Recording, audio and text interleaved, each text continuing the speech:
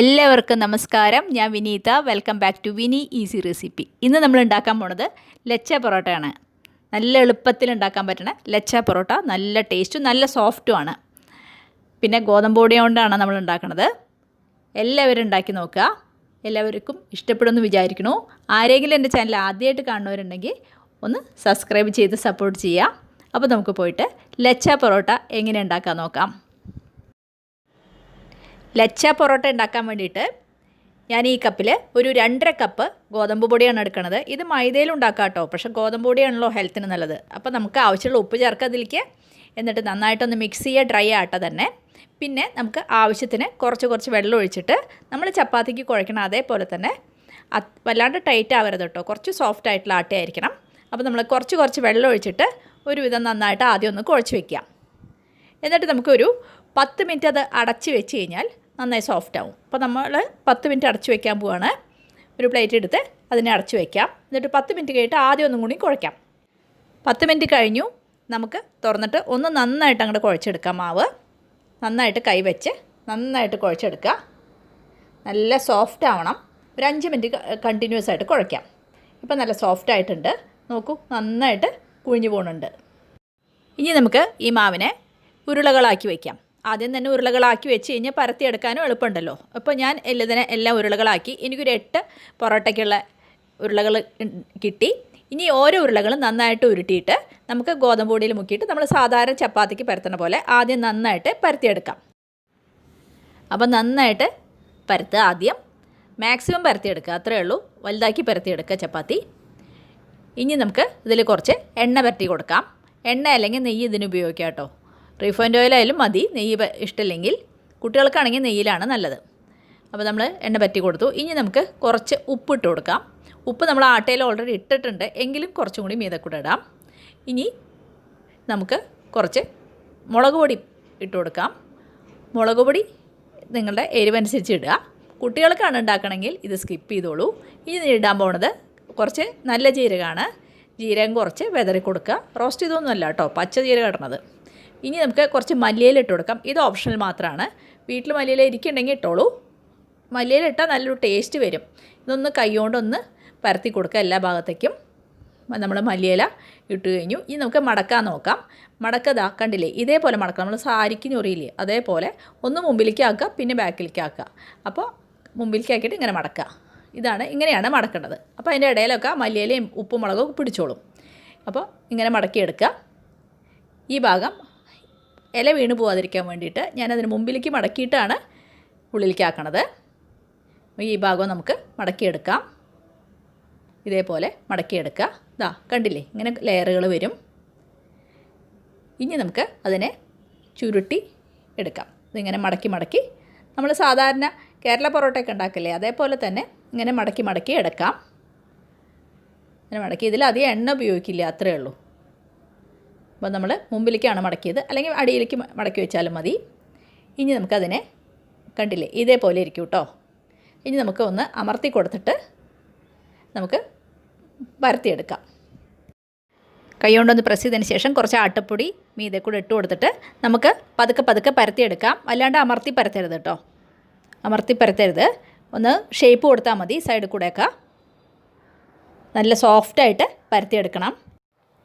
അപ്പോൾ അധികം കനം കുറയാതെ പരത്തിയെടുക്കുക. ഇനി നമുക്ക് പ്ലേറ്റിലേക്ക് മാറ്റാം. കുറച്ച് ആട്ടപ്പൊടി നമുക്ക് മീതെ വെതറി കൊടുക്കാം കേട്ടോ. കണ്ടില്ലേ, കുറച്ച് ആട്ടപ്പൊടി വെതറി കൊടുത്തു. അടുത്ത ചപ്പാത്തി ഉണ്ടാക്കി വയ്ക്കുമ്പോൾ ഒട്ടാതിരിക്കാൻ വേണ്ടിയിട്ടാണ്. അടുത്ത ചപ്പാത്തി നമുക്ക് പരത്തിയെടുക്കാം. നന്നായിട്ട് മാക്സിമം പരത്തിയെടുക്കുക. അതിന് ശേഷം നമ്മൾ എണ്ണ പുരട്ടി കൊടുക്കുക.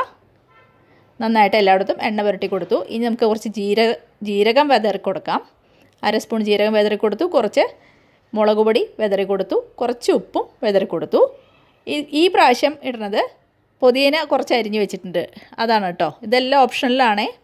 പുതിന ഇട്ട് കൊടുത്തു. ഇനി നമുക്ക് നമ്മൾ സാരി ഞൊറിയുന്ന പോലെ മുമ്പിലേക്ക് കൊണ്ടുപോവുക, അത് മടക്കിയെടുക്കുക, അത്രേ വേണ്ടൂ. ഇതേപോലെ മടക്കിയെടുക്കുക. പിന്നെ അറ്റത്തെ ഭാഗം നമുക്ക് ഉള്ളിലേക്ക് മടക്കിയിട്ട് ഇതേപോലെ ഉള്ളിലേക്ക് മടക്കിക്കോളൂ. എന്താ വെച്ചാൽ നമ്മുടെ ഇലയൊന്നും വീണ് പോകണ്ട. ഇനി നമുക്ക് ഇതേപോലെ ഉള്ളിലേക്ക് മടക്കി അതിനെ ഷേപ്പാക്കാം.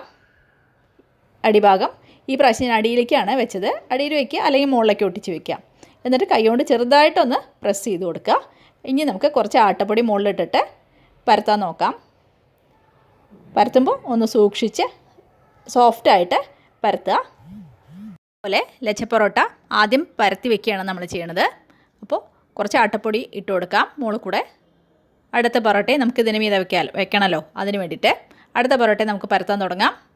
മാക്സിമം നന്നായി പരത്തിയെടുക്കുക. നമ്മൾ പരത്തിയെടുത്തു. ഇനി നമുക്കതിൽ എണ്ണ പുരട്ടി കൊടുക്കാം.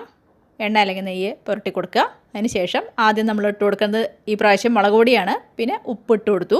ഇനി നമ്മൾ ഇട്ട് കൊടുക്കുന്നത് ജീരകം മാത്രമാണ്. കാരണം എന്താ വെച്ചാൽ ഇലകളിലൊക്കെ ഉണ്ടാക്കി കഴിഞ്ഞു. ഇനി നമുക്ക് മടക്കിയെടുക്കാം. ഇങ്ങനെ മടക്കി ഒന്ന് മുമ്പിലേക്ക് കൊണ്ടുപോകും, പിന്നെ മടക്കുക, അത്രയേ ഉള്ളൂ. അങ്ങനെ മടക്കിയെടുക്കുക. ലാസ്റ്റ് ലെയർ നമുക്ക് ഇലയൊന്നും ഇല്ലാത്ത കാരണം അതും അടിയിലേക്ക് തന്നെ മടക്കി വെക്കുക കേട്ടോ. മടക്കി വെച്ചു. കണ്ടില്ലേ, നല്ലോണം ലെയേഴ്സൊക്കെ വന്നിട്ടുണ്ട്.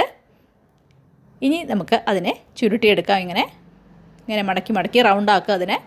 എന്നിട്ട് അടിയിലേക്ക് വെച്ചു. ഇതൊക്കെ കൈ കൊണ്ട് ചെറുതായിട്ടൊന്ന് പ്രസ് ചെയ്യേ വേണ്ടൂ കേട്ടോ. കൈ കൊണ്ടൊന്ന് പ്രസ് ചെയ്ത് കൊടുത്തിട്ട് കുറച്ച് ആട്ടപ്പൊടി മുകളിൽ കൂടെ ഇട്ടിട്ട് പെട്ടെന്ന് പരത്തിയെടുക്കാം. പരത്തുമ്പോൾ സോഫ്റ്റായിട്ട് പരത്തണം, അത്രയേ ഉള്ളൂ. കുറച്ച് സോഫ്റ്റായിട്ട് പരത്തിയെടുത്തു. ഇനി നമുക്ക് നമ്മുടെ ലച്ച പൊറോട്ട ഉണ്ടാക്കാൻ തുടങ്ങാം. കണ്ടില്ലേ, ഇതേപോലെ പരത്തിയെടുക്കുക. നമുക്ക് ഇതിന് മീതെ വയ്ക്കുക. പെട്ടെന്ന് നമുക്ക് ലച്ച പൊറോട്ട സ്റ്റാർട്ട് ചെയ്യാം.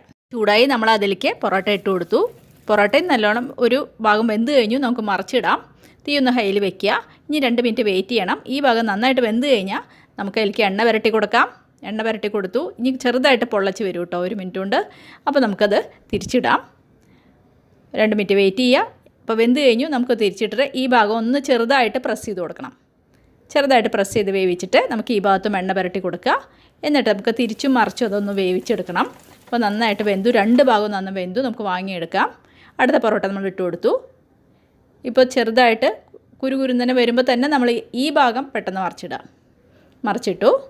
ഇനി നമ്മൾ തീ ഒന്ന് ഹൈയിൽ വെച്ചിട്ട് ഈ ഭാഗം കുറച്ച് 2 മിനിറ്റ് വെയിറ്റ് ചെയ്ത് വേവിക്കുക. അത് കഴിഞ്ഞിട്ട് എണ്ണ പുരട്ടി കൊടുക്കുക. എണ്ണ പുരട്ടി കൊടുത്തു. ഇനി നമുക്ക് അത് തിരിച്ചിടാം. എന്നിട്ട് നല്ലോണം അമർത്തി കൊടുത്തിട്ട് വേവിച്ച് വാങ്ങിയെടുക്കുക. ഇത്ര വേണ്ടൂ. കണ്ടു, നല്ല കളറും വന്നു. പൊറോട്ടയ്ക്ക് നന്നായി വെന്തിട്ടുണ്ട്. നമുക്ക് വാങ്ങിയെടുക്കാം. അപ്പോൾ നമ്മുടെ പൊറോട്ടയ്ക്ക് നല്ല നിറമൊക്കെ വന്നിട്ടുണ്ട്. ഇനി നമുക്ക് ഈ പൊറോട്ട വാങ്ങിയെടുക്കാം. കണ്ടു, ലേയേഴ്സൊക്കെ നന്നായി കാണാൻ പറ്റുന്നുണ്ട്. നമുക്ക് ലാസ്റ്റ് ഈ പൊറോട്ടയും കൂടി ഇട്ട് കൊടുക്കാം. നമ്മൾ സിമ്പിളാക്കി ഉണ്ടാക്കിയ പൊറോട്ടയാണ്. നമുക്ക് തിരിച്ചിടാം. തീ ഹൈയിൽ വയ്ക്കുക. എണ്ണ പുരട്ടി കൊടുക്കുക. 1 മിനിറ്റ് വെയിറ്റ് ചെയ്ത് വേവിക്കുക. ഇനി 2 ഭാഗവും നമുക്ക് തിരിച്ചിട്ട് ഇതേ നിറാവുന്നവരെ വേവിച്ചെടുക്കുക. ലെയറൊക്കെ നല്ലോണം കാണാനുണ്ട്. ഇനി നമുക്ക് മോൾ ഭാഗത്ത് എണ്ണ പുരട്ടി കൊടുക്കുക. ലെയറൊക്കെ വിട്ട് പോരുന്നുണ്ട്. നിങ്ങൾക്ക് കണ്ടോയെന്ന് അറിയില്ല ക്യാമറയിൽ. ഇതേപോലെ ആവണം കേട്ടോ. വേറെ കാണാൻ പറ്റുന്നുണ്ട് ലെയർ. ഇനി നമുക്കത് വാങ്ങിയെടുക്കാം. അപ്പോൾ നമ്മുടെ ലച്ച പൊറോട്ട തയ്യാറായി. ഇത് നമ്മൾക്ക് ഏതെങ്കിലും ചപ്പാത്തിക്ക് ഉണ്ടാക്കുന്ന കറിയുടെ കൂടെയോ അല്ലെങ്കിൽ ചട്നിയുടെ കൂടെയോ ഒക്കെ കഴിക്കാം കേട്ടോ. ഇതൊന്നും ഇല്ലെങ്കിൽ നമുക്ക് ചായയുടെ കൂടെയും കഴിക്കാം. ഉപ്പും മുളകൊക്കെ നല്ലോണം ഉണ്ടല്ലോ. അതിൻ്റെ ലെയറൊക്കെ കാണുന്ന കണ്ടില്ലേ. അപ്പോൾ എല്ലാവരും ചെയ്തു നോക്കുക. എല്ലാവർക്കും ഇഷ്ടപ്പെടുന്നു വിചാരിക്കുന്നു. പിന്നെ ആരെങ്കിലും എൻ്റെ ചാനൽ ആദ്യമായിട്ട് കാണുന്നവരുണ്ടെങ്കിൽ ഒന്ന് സബ്സ്ക്രൈബ് ചെയ്ത് സപ്പോർട്ട് ചെയ്യണം. സബ്സ്ക്രൈബ് ചെയ്യുമ്പോൾ കാണുന്ന ആ ബെല്ലൈക്കൺ കൂടെ പ്രസ് ചെയ്യുമ്പോൾ കാണുന്ന ഓളും കൂടി ഒന്ന് പ്രസ് ചെയ്യണം കേട്ടോ.